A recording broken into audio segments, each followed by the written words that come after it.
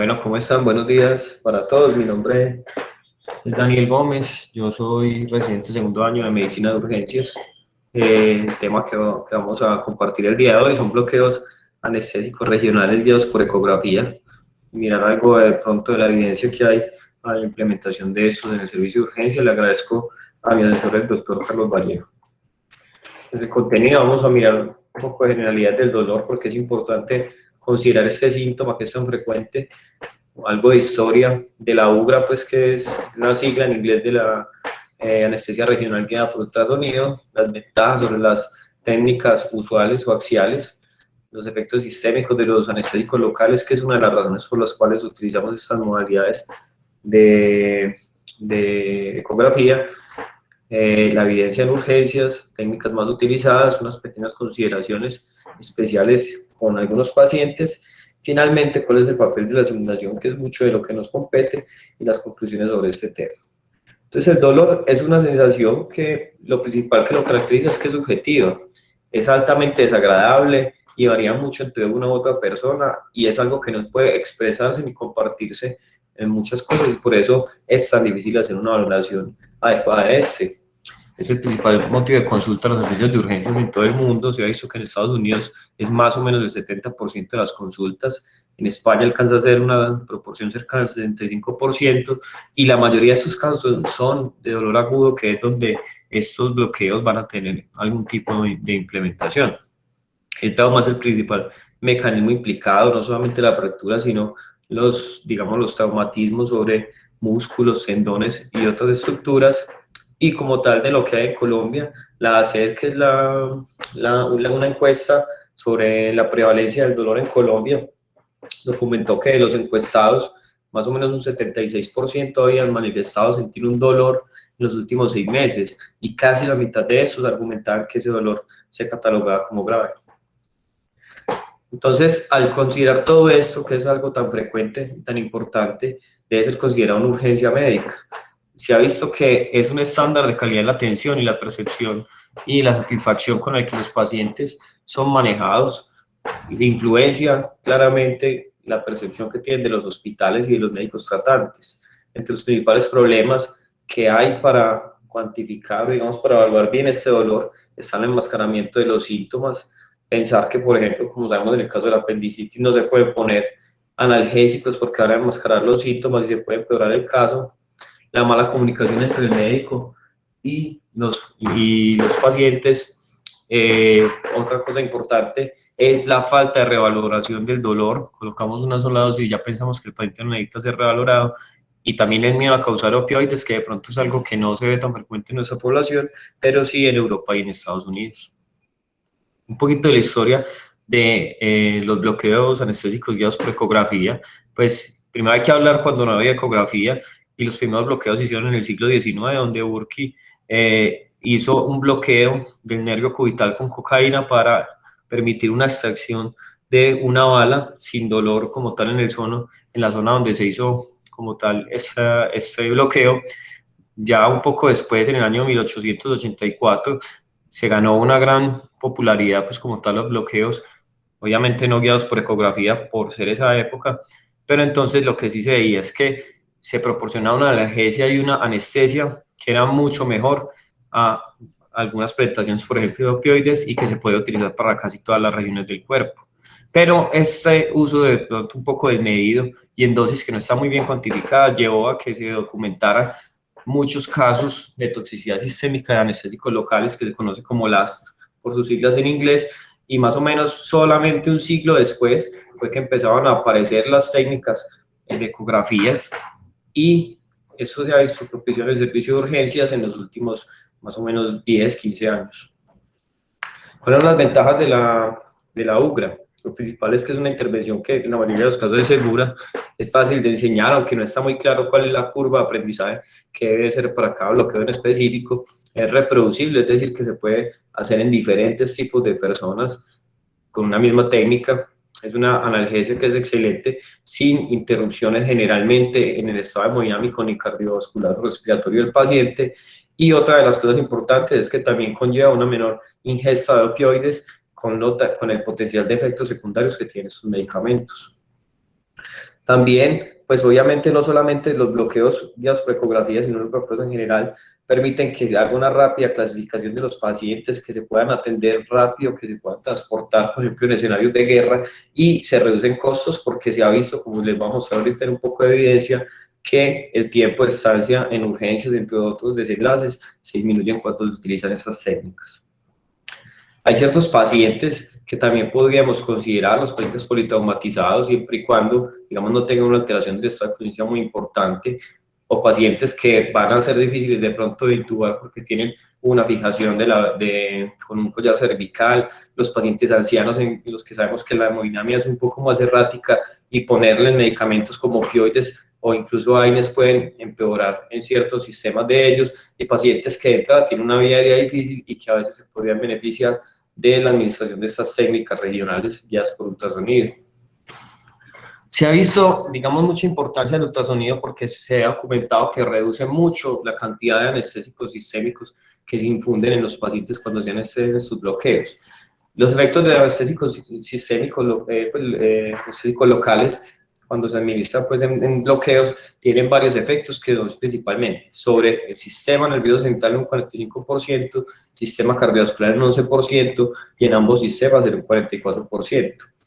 Dentro de las más importantes causas, pues, como de cardiovasculares, está la bradicardia y la hipotensión, pero también se han documentado taquicardias tipo supraventriculares, incluso fibrilación ventricular, asistolia, paradas cardíacas, entre otros tipos importantes, ectopias ventriculares, que son las más importantes, digamos, en este sentido, en el ámbito cardiovascular. Y en el ámbito neurológico, entonces, los prodromos son, digamos, los síntomas más frecuentes, y seguido más o menos en el mismo punto de las convulsiones y la alteración en el estado de conciencia.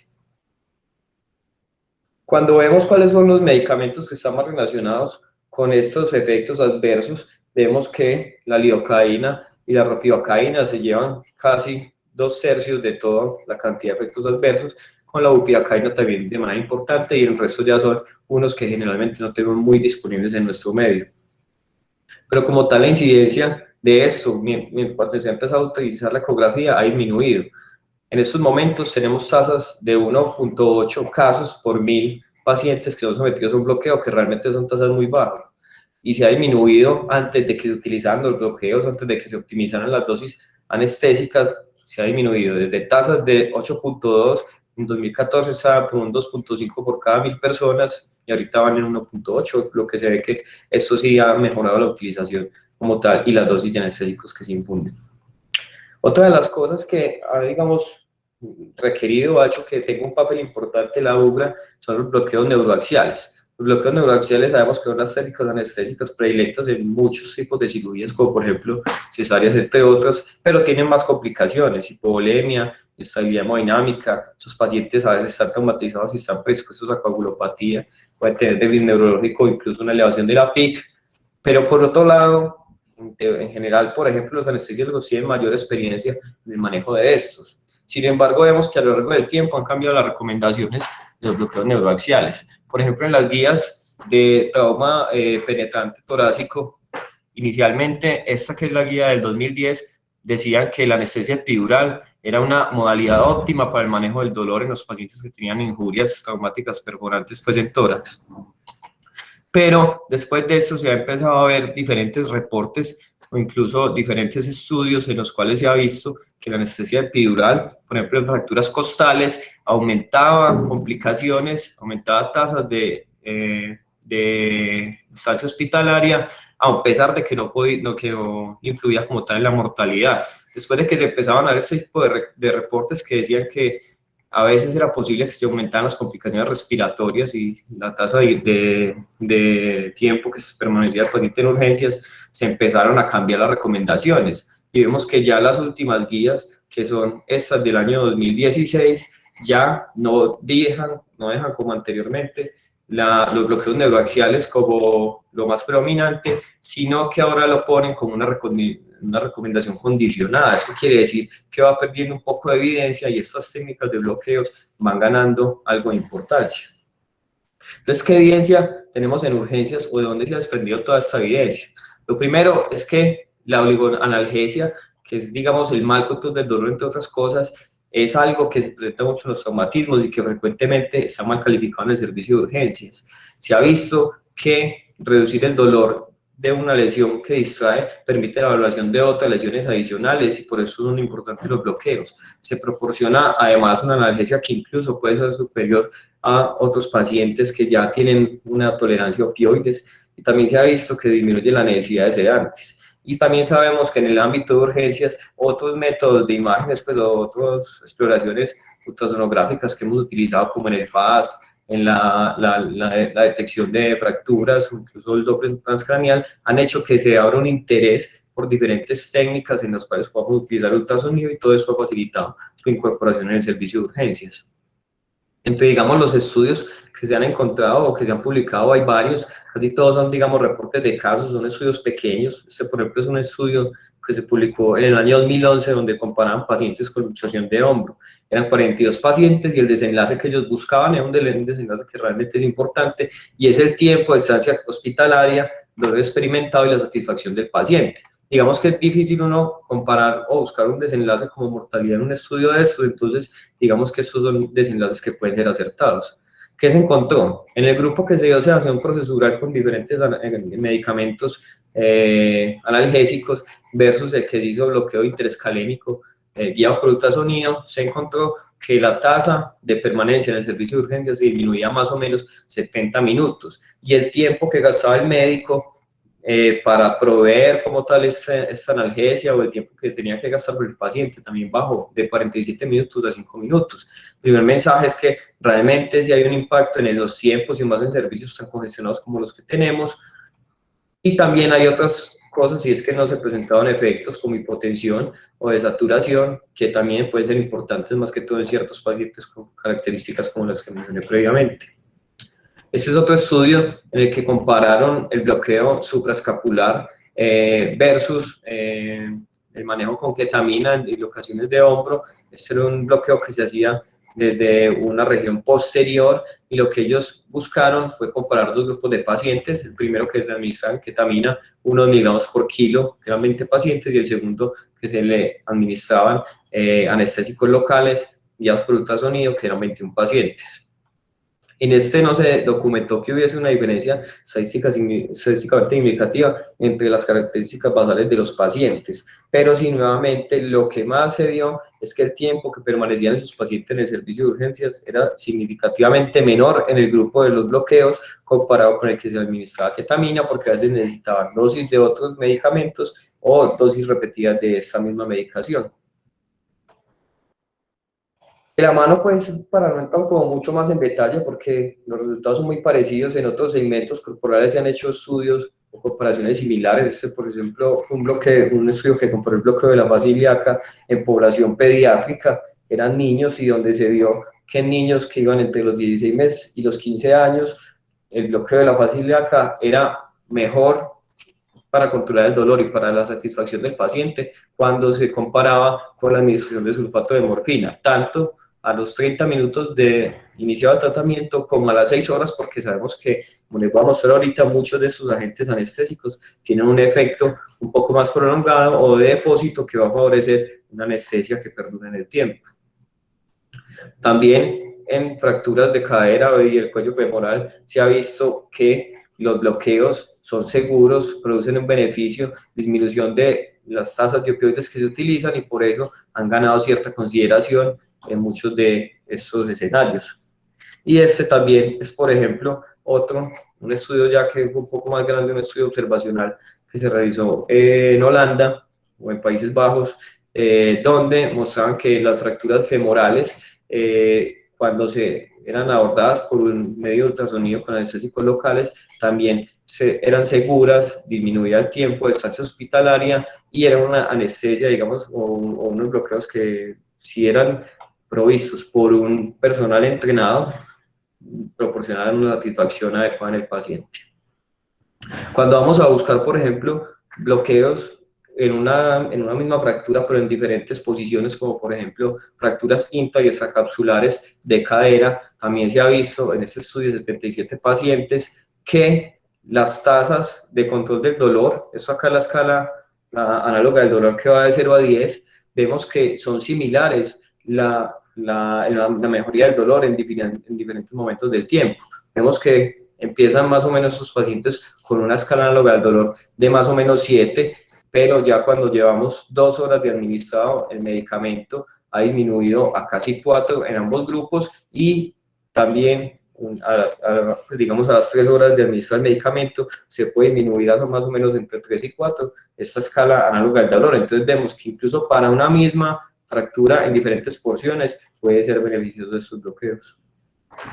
De las técnicas más utilizadas, entonces, tanto en miembro superior como inferior, están las técnicas de bloqueo axilar, el bloqueo interescalénico, y en miembro inferior el bloqueo femoral, bloqueos 3 en 1, bloqueos de la fascia ilíaca y bloqueo ciático-popliteo externo. Otros importantes son los bloqueos costales. Aquí en este momento solo voy a describir 3 de estos casos en aras pues del tiempo y de la discusión, pero sabemos que todas son técnicas que se pueden aprender, algunas obviamente que vamos a estar más entrenados o más expuestos y que pueden llegar a ser más fáciles. Lo primero es el bloqueo interescalénico. El plexo, como tal, el plexo que discurre por los escalenos es un plexo que es tubular en todo su recorrido. Esto hace que permita que la aguja se ponga dentro de la vaina, produzca un bloqueo anestésico que generalmente va a ser fácil identificar este músculo. Vemos que, como ya les vamos a mostrar ahorita, las relaciones anatómicas nos puede proporcionar un bloqueo que va a ser seguro y va a ser confortante en el plexo braquial.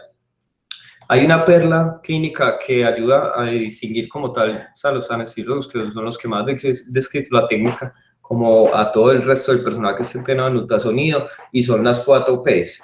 En ellos consideran, pues según las P's del inglés, que son push, pull, pinch y pinch, que es básicamente como empujar, tirar, pellizcar el músculo para poder así identificar bien las relaciones anatómicas y saber en qué parte va a ser mejor hacer el bloqueo. Como tal, ¿cuáles son las indicaciones para poder hacer este bloqueo interescalénico? Entonces, lo principal es las cirugías de hombro o fracturas pues, de hombro, pacientes que hayan llevado esa cirugía de húmero proximal, y también se puede utilizar en anestesia para cirugías del tercio distal de la clavícula.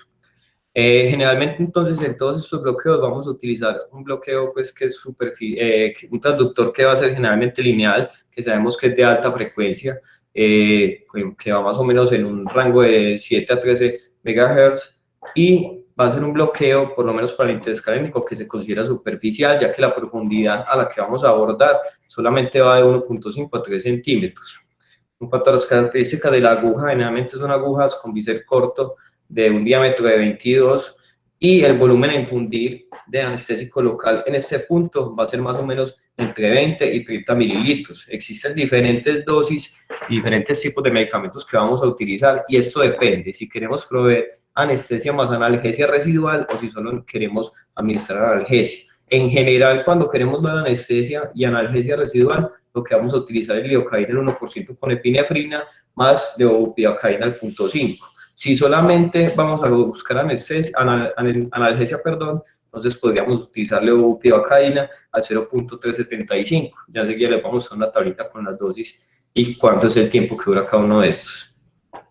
Entonces, como referencias anatómicas o como tal para la ubicación del paciente, ¿cómo lo vamos a posicionar?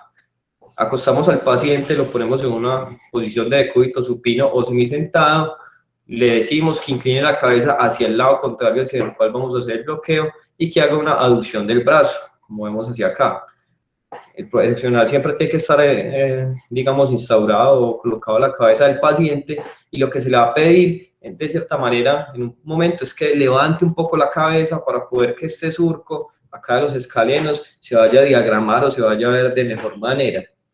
Entonces, aquí lo que vamos a poder mirar mejor es que se tense el músculo esternocleidomastoideo cuando les digo yo que levante la cabeza, y se permite la identificación del borde lateral, que sería este acá, que se ve un poco más prominente.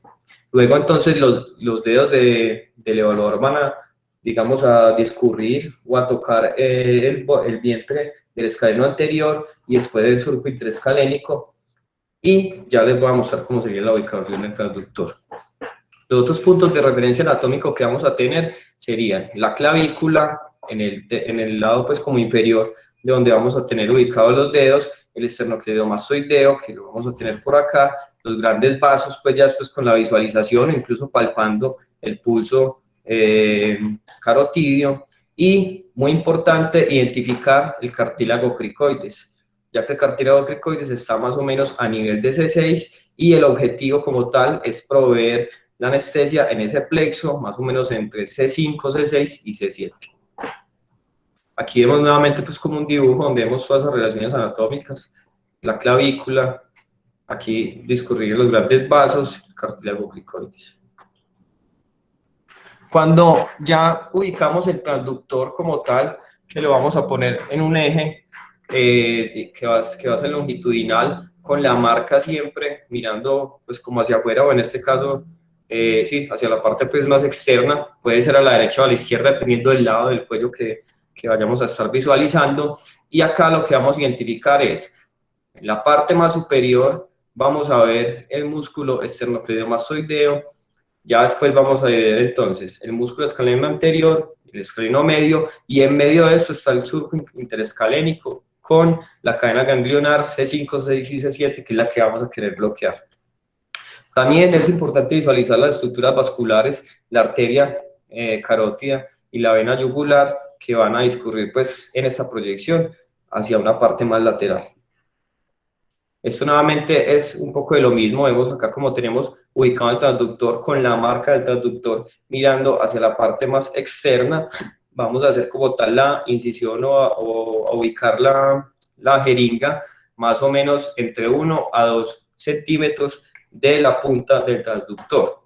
Y lo que vamos a ver es esto, como les decía yo ahorita, músculo esternocleidomastoideo, el escaleno anterior, el escaleno medio, y aquí está el plexo, donde vemos aquí se visualiza muy bien C7, C6, y por acá está C5, aunque está un poco más inmiscuido ahí en el músculo, no se alcanza a ver tan bien. Este es, digamos, el abordaje que más se utiliza, y es que se parte desde el borde de la clavícula y se va desplazando hacia arriba con el fin de visualizar estas estructuras. Una vez visualicemos ya bien todo el plexo, vamos a intentar entonces abordar desde la parte lateral, más o menos como yo les decía, a 1 a 2 centímetros de la punta del transductor para hacer una visualización ecográfica.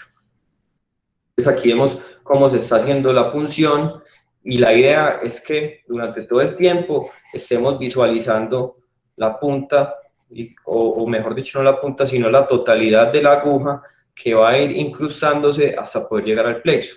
Esto sería un abordaje que ya no va a partir como tal desde la parte lateral del cuello, sino desde una parte más medial, pero realmente a mí me costó un poco de trabajo entender como tal esta relación anatómica. Entonces me parece que la más fácil sería este abordaje en el que empezamos desde la clavícula y vamos ascendiendo. ¿Qué hay que tener precaución cuando hacemos este tipo de bloqueo? Lo principal es una precaución con la arteria vertebral. Vemos, como yo les decía ahora, hay que visualizar estructuras, incluso así se puede ver la carótida, pero la arteria vertebral es la que está generalmente, la que más fácil se puede llegar a lesionar. Otra de las, digamos, de las cosas que siempre ha pasado en las complicaciones es la parálisis diafragmática. La parálisis diafragmática ocurre hasta en el 100% de los pacientes, pero es una parálisis diafragmática unilateral y por lo tanto no va a ocasionar como tal, digamos, un problema respiratorio en ese paciente. ¿Por qué se da la parálisis diafragmática? Porque el anestésico local que se irriga en esta zona se dispersa por la superficie anterior del escaleno, y esto va a hacer que se comprometa de cierta manera por contigüidad el nervio frénico y se produce esta parálisis que va a ser pues como temporal.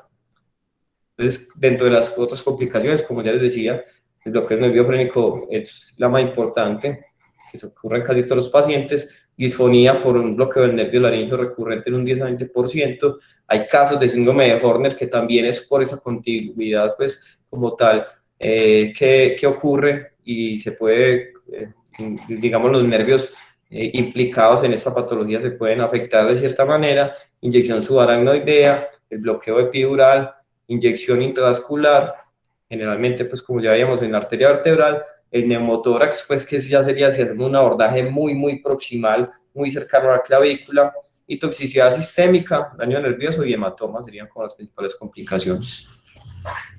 El segundo bloqueo que vamos a mencionar acá un poco es el bloqueo axilar. El bloqueo axilar entonces tiene como indicaciones traumas o fracturas de codo, antebrazo y la mano. Las contraindicaciones, al igual pues, que en el resto de las condiciones, es que haya una infección local, que el paciente esté anticoagulado, que aunque eso ya vamos a ver que es una discusión ahorita, la enfermedad mental, porque el paciente no va a colaborar, las alergias anestésicos locales y la linfadenopatía. En general, estas contraindicaciones se aplican para todos los bloqueos que vamos a mencionar. El transductor nuevamente, entonces va a ser un transductor lineal, que es el que nos da una frecuencia más alta y la profundidad es similar. Veíamos que en el otro era de 1.5 a 3, en este va a ser de 1 a 3 centímetros. El bisel también es un bisel corto y el volumen a infundir sí va a ser un poco mayor porque este es un bloqueo que va como tal a darse en varios puntos diferentes. Entonces, ¿cuáles son las relaciones anatómicas que vamos a utilizar? Ponemos al paciente en una posición supino, también con la cabeza inclinada hacia el lado contrario y con el brazo en abducción de 90 grados, como vemos en estos gráficos.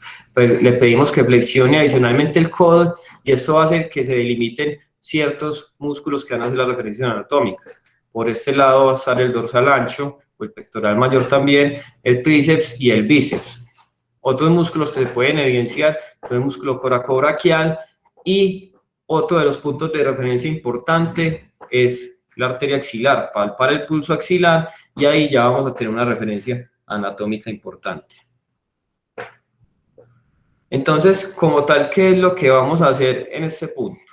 Vamos a poner nuevamente en un eje longitudinal el transductor lo más cercano hacia el hueco axilar que se pueda y aquí vamos a poder identificar diferentes estructuras anatómicas. Cuando lo ponemos en esta posición, obviamente con el marcador o con el indicador hacia el lado de arriba, entonces lo primero que vamos a buscar, que sea la referencia anatómica, es la arteria axilar.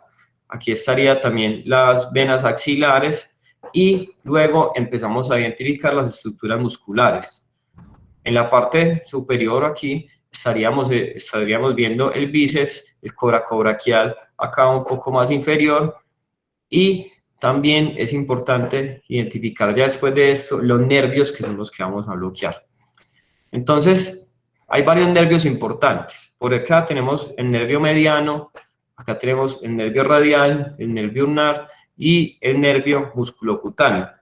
Esto es un abordaje que me parece un poco complicado en el sentido de que tenemos que, para poder proporcionar una buena anestesia y analgesia, tenemos que bloquear todos los nervios. Nuevamente acá está una fotico similar y aquí ya les voy a mostrar cómo se va a hacer eso. Entonces, como yo les decía, lo más cercano hacia el hueco axilar, la parte superior es lo que vamos a ver acá, que es el bíceps. Acá vemos bien la arteria bien delimitada y la vena por acá atrás para tener esas relaciones anatómicas. Y la parte inferior va a ser la que vamos a ver más alejada como tal de la imagen que se proyecta en la pantalla. Entonces, acá identificamos las estructuras. Primero la arteria axilar y vemos que en la periferia están todos los nervios. Los nervios a veces no son tan fáciles de identificar, pero se va a ver que tienen digamos, un centro hipoecóico con una superficie pues que ya es un poco más brillante, aunque no siempre se ve igual, y hay un orden específico para poder hacer este bloqueo. Entonces vemos acá que hay 4 puntos de referencia. El primero que vamos a intentar bloquear va a ser el nervio radial. Entonces, desde el bíceps vamos a hacer una incursión o vamos a identificar pues como tal la arteria axilar como punto de referencia acá. Vamos a profundizarnos con la aguja entre 1 y 3 centímetros. Esto acá es un neuroestimulador, pero para efectos prácticos hablemos pues de la aguja. Y lo que vamos a buscar es bloquear primero ese nervio radial. Una vez lo bloqueemos, nos devolvemos con la aguja hasta identificarla nuevamente acá en el bíceps y nos vamos a ir hacia el segundo punto de referencia, que sería el nervio, se me fue el nombre, el músculo cutáneo. El tercer punto de referencia, nuevamente volvemos hacia el bíceps y ya vamos a infiltrar el ulnar. Y, el segundo va a ser el mediano, el tercero el ulnar y el cuarto el músculo cutáneo. En cada uno de estos se van a instilar diferentes cantidades de anestésico local. Entonces yo les dije que era más o menos de 30 a 40. En el primer punto se van a instilar de 5 a 10, en el segundo de 10 a 15, en el tercero, que sería el ulnar, de 5 a 7, y lo que nos quede después de esa infusión que tenemos calculado la vamos a poner en el músculo cutáneo. Las complicaciones, al igual que muy parecido a lo que veíamos anteriormente, la punción vascular, principalmente pues de la arteria axilar, la irrigación de anestésico local intravascular, que de todas maneras esto se disminuye mucho con el ultrasonido, versus si lo fuésemos a hacer a ciegas, la presencia de hematoma y la lesión nerviosa. El miembro inferior, entonces, voy a traer dos bloqueos acá como para discutirlos un poco. El primero es el bloqueo del nervio femoral. Este es útil en intervenciones quirúrgicas de la cara anterior del muslo, cirugía de la diálisis del fémur y de las articulaciones de la cara y la rodilla. También vamos a utilizar un transductor lineal, aunque aquí buscaríamos un poco más de nitidez o digamos de profundidad, y la profundidad sí va a ser mayor entre 2 y 4 centímetros. La cantidad de anestésico local va a ser también menor que en los otros, de 15 a 20 mililitros en un adulto normal. ¿Cuáles son los puntos de referencia que vamos a tener acá antes de ubicar como tal la sonda pues, del ecógrafo? Entonces, lo primero es identificar la espina ilíaca anterosuperior y la sínfisis del pubis. Después, el ligamento inguinal, pues que une estos dos segmentos. Después de esto, vamos a proceder a identificar el pulso de la arteria femoral, y aquí recordamos que tenemos una relación vena-arteria-nervio, desde la vena, que es la parte más interna, hacia el nervio, que es la parte más periférica. Y también tener en cuenta que hay diferentes músculos que van a ser importantes acá, que nos van como tal a constituir el triángulo femoral. Son el pectíneo, el aductor largo, el ilíaco, el psoas y el sartorio. Esta es la relación que les decía ahorita, vena arteria-nervio, la vena mucho más hacia el medio y el nervio mucho más hacia la periferia. Lo mismo, entonces nos vamos a parar con el transductor, visualizando pues la marca del transductor hacia la parte externa, o hacia una parte más lateral. Vamos a ubicar la aguja entre 1 a 2 centímetros de la punta pues como tal del transductor, y aquí vamos a identificar varias estructuras. Entonces acá tenemos la fascia lata y por debajo de esta la fascia ilíaca. Debajo de la fascia ilíaca entonces vamos a identificar acá el nervio femoral, que generalmente va a estar separado por estas fascias de la arteria y la vena femoral. Entonces vemos que generalmente cuando vamos a hacer un bloqueo del nervio femoral lo vamos a identificar acá más o menos en la mitad de la pantalla, y hacia la periferia van a estar tanto la arteria como la vena. La idea es que también veamos o visualicemos la aguja durante todo su trayecto, identifiquemos la fascia lata, la fascia ilíaca y finalmente el nervio femoral, que aquí no se alcanza a ver muy bien, pero estaría más o menos en esa posición para poder hacer una infiltración y poner ahí los 10 a 20 mililitros que se recomienda. Este es un video muy corto, pues que es como una explicación. Se los voy a dejar reproducir, que dura menos de un minuto. Para realizar un bloqueo del nervio femoral guiado por ecografía, se utiliza transductor de matriz lineal con un tipo de examen de nervio. La profundidad prevista aproximada es de 1 a 3 centímetros en un adulto de 80 kilogramos. El paciente se coloca en posición supina. El transductor se coloca encima del tejido del pliegue inguinal, con el marcador de orientación hacia la derecha del paciente. La arteria femoral común se muestra como una estructura pulsátil redondeada. El transductor debe moverse lateralmente de 1 a 2 centímetros para identificar el nervio femoral. El nervio se encuentra profundo en la fascia ilíaca y se muestra como una estructura hiperecoica oblonga brillante ubicada sobre el músculo ilíaco. Puede contener círculos hipoecoicos oscuros que representan los fascículos nerviosos. El nervio se encuentra siempre profundo en la fascia ilíaca y no debe confundirse con el tejido hiperecoico brillante encima de la fascia, que es tejido linfático. La aguja se introduce utilizando una técnica sobre plano. La aguja se coloca a 1 o 2 centímetros en el lateral del transductor y avanza debajo de este. El extremo inicial de la aguja se encuentra al lado del nervio, profundo en la fascia ilíaca. La anestesia local se inyecta gradualmente cerca del nervio. Para un bloqueo correcto, observe la propagación de la anestesia local detrás de la arteria femoral. Si la anestesia local se detecta delante de la arteria, la aguja se encuentra en la superficie de la fascia ilíaca y es necesario volver a introducirla la aguja a más profundidad.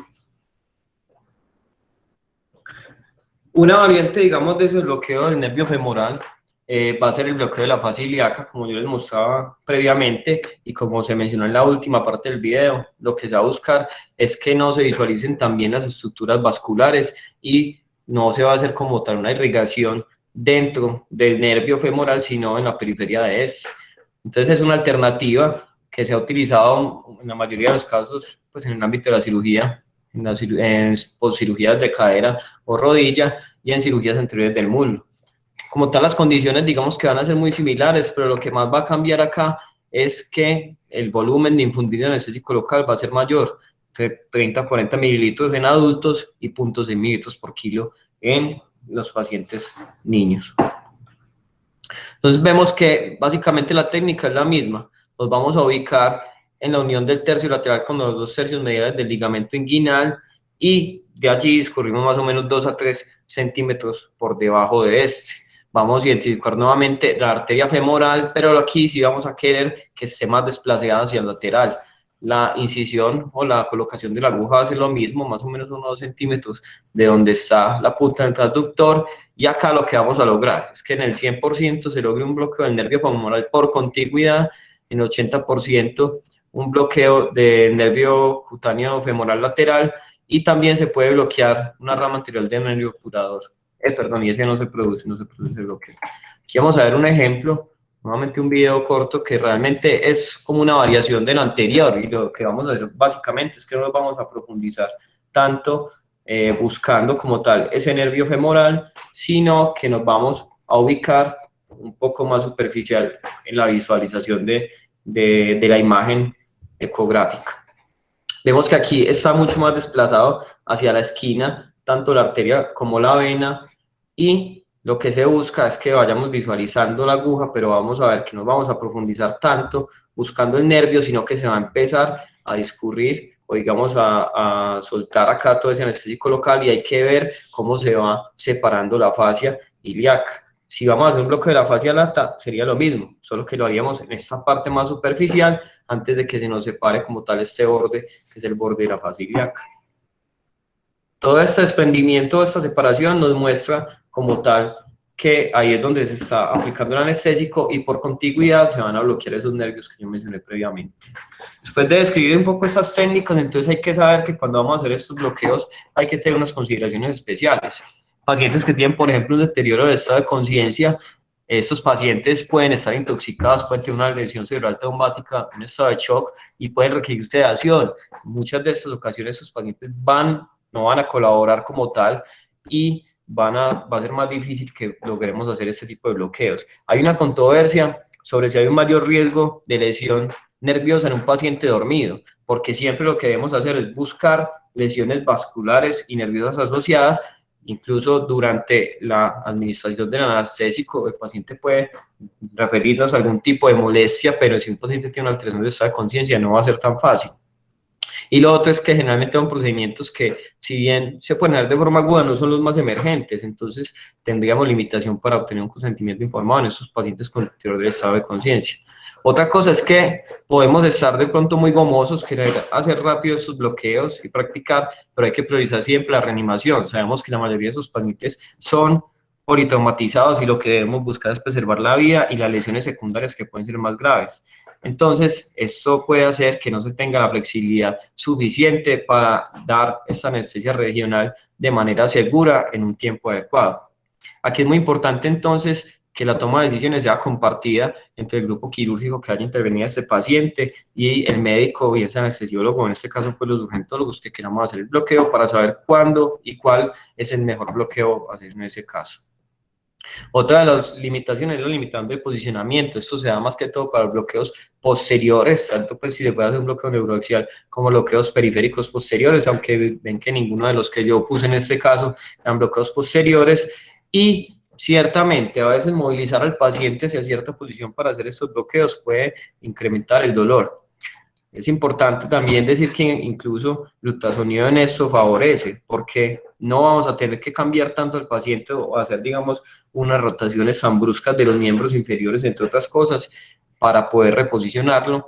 Entonces ahí sí podríamos tener un beneficio. En cuanto a la coagulopatía, como yo les decía antes, vemos que en una de los bloqueos se considera una contraindicación. La verdad, eso es más una contraindicación relativa porque lo que se carece es de evidencia con respecto a cuál es el mejor momento para hacer estos bloqueos, si los pacientes están tomando antiagregantes plaquetarios, están anticoagulados, entre otras cosas. También es importante saber que la coagulopatía adquirida pues, en los pacientes con trauma está presente y esto a veces puede hacer que si hacemos estos bloqueos vayamos a predisponer el sangrado o al hacer una punción sobre un vaso que no se controle tan fácil. Entonces también es importante con el grupo que lo esté tratando, sea ortopedia, cirugía, quien sea, discutir las indicaciones de tromboprofilaxis y los planes de anticoagulación para saber cuándo sería el mejor momento para hacer el bloqueo, pero como les digo, es más que todo como una laguna en la evidencia. La lesión nerviosa previa también es algo que ya puede estar en el paciente instaurado y por una alteración de estado de conciencia no hayamos digamos, evaluado correctamente.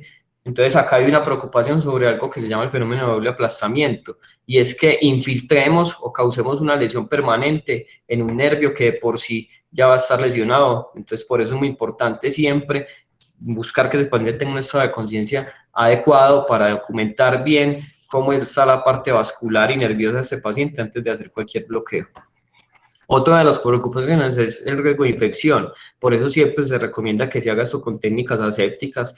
Vemos que en muchas de las imágenes que por ejemplo les mostré no se utiliza estoquineta u otras cosas para proteger la sonda del ecógrafo, pero sí sería adecuado porque hay cosas que en esos pacientes, el trauma de por sí nos predispone a un mayor riesgo de infección y sería adecuado pues como tal tomar todas estas precauciones. Y obviamente si encontramos una estructura con signos de infección no vamos a hacer como tal ahí el bloqueo. Finalmente entonces, ¿qué anestésicos locales son los que más se utilizan? Yo ya les mostraba ejemplos, lo que más tenemos disponible generalmente es lidocaína, la bupivacaína y la bupivacaína más epinefrina. Vemos que casi todos estos proporcionan tanto anestesia como analgesia. Acá están las dosis y lo que vamos a buscar acá es que tengan un inicio de acción rápido, que generalmente se acciona entre los 10 y 20 minutos, y el tiempo que queremos dejar de anestesia. Si vamos a buscar solamente una analgesia o si queremos buscar una anestesia residual, donde buscaríamos otros tipos de alternativas como la bupivacaína, que es más prolongada. Entonces, las dosis de acá van a depender de la velocidad deseada, de la intensidad del bloqueo, duración de la anestesia, y hay diferentes consideraciones como la masa, el volumen y la concentración del fármaco. La simulación finalmente, ¿qué papel juega en todo esto? No hay muchos estudios, estos son estudios, es como una revisión sistemática de varios estudios, que la mayoría eran aleatorizados, que incluían pacientes, estudiantes médicos, médicos graduados en anestesia, residentes de anestesia, enfermeras, entre otros. Realmente era un grupo muy heterogéneo, pero lo que se vio es que casi todos estos estudios evaluaban principalmente los bloqueos periféricos, más que la anestesia espinal. ¿Qué concluyeron en este estudio? Si bien vemos que hay mucha heterogeneidad y ningún estudio pues tuvo como una calidad muy buena, es difícil pues hacer investigación en este contorno, pero lo que encontramos fue que la enseñanza de la UGRA, mediante la simulación, mejora la adquisición de conocimientos en ese grupo como tal específico de procedimientos que vamos a hacer.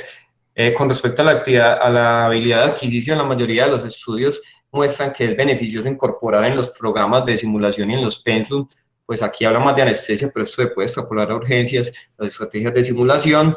No se sabe muy bien cuál es la modalidad específica que se utilizará una combinación de las mismas, es decir, si solamente explicar un bloqueo primero o ir a hacer una combinación de varios para poder que se incorporen nuevos conocimientos y finalmente, posiblemente, si se incorpora la simulación, va a haber más probabilidad de que el tiempo en el que las personas realicen los procedimientos vaya a ser menor y eso va a repercutir de manera adecuada en la congestión de los servicios de urgencias. Como conclusiones de este tema, es un tema pues como algo atípico de lo que hemos tratado en estas reuniones, pero en muchos casos la anestesia regional guiada por el ultrasonido ofrece un perfil de efectos secundarios más favorables que los abordajes usuales pues, de analgesia, como digamos los opioides o los sedantes, tiene un buen control del dolor y proporciona una analgesia que en ocasiones puede ser superior. La rápida expansión del ultrasonido en diferentes cosas ha hecho que se gane un interés en las últimas décadas. Son abordajes más seguros, disminuye la capacidad como tal de que se produzcan efectos deleterios a nivel sistémico y hay más personal capacitado haciendo estos abordajes, por lo que hay un interés en el medio. Finalmente se justifica que se haga investigación adicional en esto para buscar otros desenlaces diferentes como resultados quirúrgicos, estancia hospitalaria, desarrollo de dolor crónico y finalmente si esto sí tiene un papel importante en la disminución de la dependencia a opioides. Muchas gracias, qué pena haberme extendido 7 minutos más de lo planeado. Bueno, muy buenos días, Daniel. Muchas gracias por la presentación. Antes, pues, como de iniciar la discusión, recordarle al público que diligencie el formato de asistencia que está en el chat del grupo de la presentación. Yo solamente quisiera hacer una observación, Daniel, y tiene que ver, pues, con el comentario de la aplicación del anestésico. Mencionaste que el anestésico se hace de manera, eh, pues sobre todo cuando hablaste del nervio femoral que se realiza dentro del nervio femoral. Sí, hay que hacer la aclaración que las aplicaciones de anestesia no se hacen intraneurales, sino perineurales, todas ellas, ¿sí? Buscando el efecto pues, del anestésico. Pues, de hecho, pues, la aplicación intraneural puede generar una lesión permanente del nervio. Si hay algún comentario adicional. Dani, yo me tuve que ausentar pues por momentos de la charla porque estaba un poquito ocupado, pero con respecto a lo que dice el doctor Vallejo, de hecho, ahí está la importancia de que cuando usted vaya a hacer un bloqueo de nervio, lo haga con la aguja apropiada, que son agujas atraumáticas, ¿cierto? Es diferente hacer un bloqueo de nervio que hacer un bloqueo de fascia o de compartimento. Cuando usted hace bloqueo de compartimento, usted confía en la cantidad de anestésico que está poniendo, por eso se ponen grandes cantidades de anestésico como para bañar toda la fascia o el compartimento y que toque el nervio. Y esa cantidad permite que permanezca ahí por más tiempo. Cuando se hace un bloqueo de nervio, va directamente al nervio y es por eso que es importante tener las agujas atraumáticas para evitar lo que dice el doctor Vallejo, que es el daño del nervio.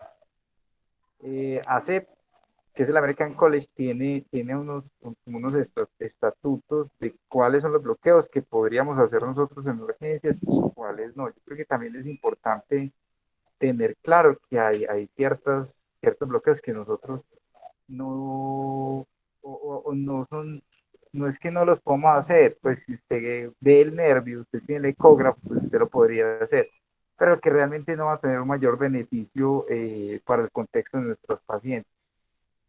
Yo creo que los que más importancia tienen para nosotros son los del el miembro inferior, sobre todo los que afecten la cadera y la rodilla, y del miembro superior, el hombro y el codo, ¿cierto?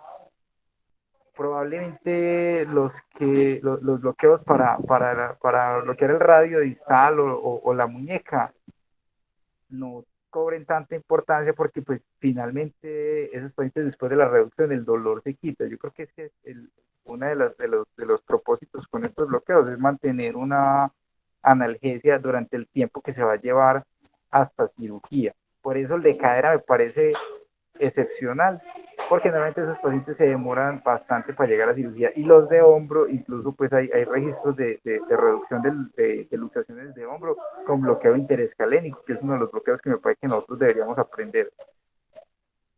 No sé si lo mencionaste, porque como te digo, estuve alejado de la reunión por momentos.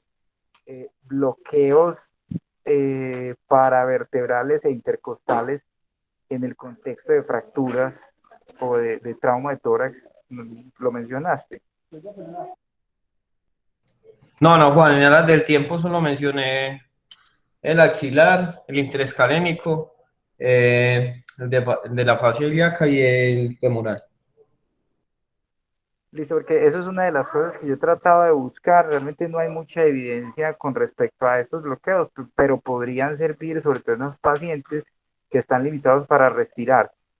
Algo importante es que hay que conocer cuánto tiempo dura el anestésico local. Normalmente el tiempo de duración, si es un bloqueo nervioso, más o menos entre 12 hasta 36 horas, pero extendiéndolo mucho hasta 36 horas. Y los de compartimento más o menos desde 18 a 48, de 16 a, sí, de 18 a 48 horas más o menos, pero puede durar incluso menos, ¿cierto? Una de las opciones que tenemos es poner catéteres, los catéteres epidurales, ponerlos en el sitio y dejar una infusión del anestésico local. Pues en este momento, por ejemplo, en Río Negro, que en algún momento empezamos a hacer esos bloqueos de fascia ilíaca, se han puesto los catéteres epidurales en la fascia y el paciente tiene control del dolor hasta el momento de la cirugía. Y eso incluso con el aval de la anestesióloga que es especialista en dolor. Entonces, yo creo que es algo que debemos tomar en cuenta, teniendo la herramienta, que es un procedimiento que generalmente no es muy complejo, que la curva de aprendizaje es corta, que es de gran beneficio para los pacientes, que es pues, se demora poquito, es rápido de hacer, no necesita muchas cosas, incluso es barato, hay que tenerlo en cuenta. Santiago, que la mano levantar. Sí, buenos días, Dani, muchas gracias. La charla muy bacana, muy completa, muy ilustrativa, hermano. Simplemente pues un comentario adicional. Pues, hay muchos bloqueos disponibles en la literatura. Hay uno especialmente reciente que me parece fácil de hacer, me parece que es práctico y está escrito que tiene muy bajo riesgo de complicaciones, que es el bloqueo del lector o el elevador de la espalda o elevador espinal, que es un bloqueo. Hay una revisión narrativa del 2020 en el Journal de Emergency Medicine que describe específicamente en el área de urgencias casi 90 pacientes que se le realizó el bloqueo, generalmente experiencias positivas obviamente, porque era solamente reportes series de casos, pero cero complicaciones. Es un bloqueo que permite hacer una infusión en un plano, también se puede dejar un catéter y permite brindar analgesia no solamente a los arcos costales anteriores, como está disponible, por ejemplo, en el bloqueo del serrano, sino que permite cubrir arcos, que permite cubrir no solamente, por ejemplo, fracturas o lesiones metastásicas, por ejemplo, de arcos anteriores, sino también de posteriores.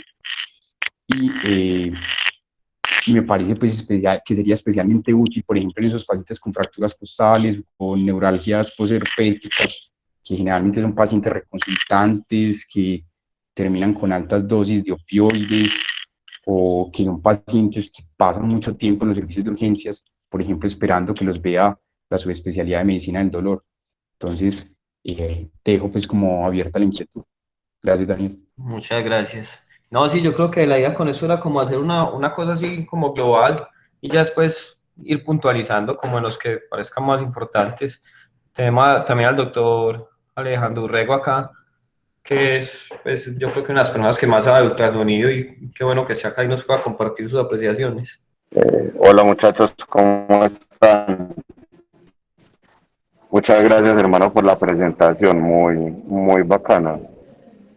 Yo creo que el llamado principal es a que sean muy cautos a la hora de realizar este tipo de intervenciones. ¿Por qué? Porque la experiencia me ha mostrado de forma más que amplia que cuando la persona que realiza el ultrasonido es neófito o tiene un nivel básico, probablemente en esos casos sí se cometan muchísimos errores. Para la prueba les sugiero a cada uno de ustedes que tome a sus residentes o ustedes mismos intenten identificar de forma clara y segura los nervios que probablemente se verían más estimulados para bloquear. Y se van a dar cuenta que definitivamente esto necesita una experticia más avanzada, sobre todo en la coordinación mano, ojo, pantalla, antes de entrar a generalizar este tipo de práctica que es segura, es rápida, es eficaz en la mayoría de los casos. Entonces, como experiencia personal les puedo recomendar que obtengan un nivel de experticia por lo menos moderado en las guías que nosotros propusimos hace ya como una década. No lo tuvimos en mente, no porque no existiera, sino precisamente porque se necesita una buena experticia para la interpretación de estructuras número uno y sobre todo para la, el avance de la aguja y evitar lo que dice el doctor Vallejo, la inyección, la inyección neural del anestésico, ya que podemos producir antes un caos. Entonces es básicamente eso. Los invito a que sean bien prudentes y que inicien primero teniendo una buena curva de accesos vasculares. Para eso entonces cuando hayan canulado 25 arterias radiales de forma exitosa al primer intento, empiecen a avanzar en su, en su y en su adiestramiento para este tipo de procedimientos. Muchas gracias. Muchas gracias, profe Alejo, por los comentarios. ¿Alguien más quiere, pues, algún otro comentario? Pues Daniel, yo como asesor tuyo, pues quiero felicitarte. Definitivamente, pues era una deuda que teníamos del mes anterior, pues por las dificultades que tuvimos en la de logística, pues para la presentación, pero creo que es una, un tema, como ya he mencionado, que es necesario desde el punto de vista no solamente académico, sino también desde el punto de vista práctico. Vemos todos los días cómo en nuestras clínicas nos llegan pacientes que se pueden beneficiar de estos procedimientos y que también, por lo menos de manera vivencial, y como han mencionado hasta ahora, desde muchos que hemos tenido experiencia pues, en el manejo y en la implementación de estas estrategias, se vienen convirtiendo también en parte del estándar de atención en nuestras clínicas para darle una mejor atención y una atención con mejor calidad a los pacientes que lo requieren. Obviamente hay muchos bloqueos, como mencionaste y como han mencionado todos los participantes en la reunión. Iremos profundizando en cada uno de ellos. Por lo menos la evidencia que tú mostraste soporta mucho más, por lo menos para la disciplina de la medicina de urgencias, algunos sobre otros, y en el camino nos iremos encontrando no solamente la descripción de algunos, y las observaciones con respecto a éxito y fracasos con respecto a otros, pero yo creo que ese es el abrebocas y el inicio, pues como para empezar a generar discusión alrededor del manejo del dolor, calidad en la atención en el manejo de los pacientes que requieren manejo del dolor con este tipo de procedimientos. No es más, muchas gracias, felicitaciones. Recordarle pues al público, no dejen de diligenciar por favor el formulario. Si hay alguien adicionalmente quiere realizar alguna intervención, está abierto el micrófono para que lo haga. Bueno, 8 y 1. Muchas gracias a todos. Que tengan un buen día.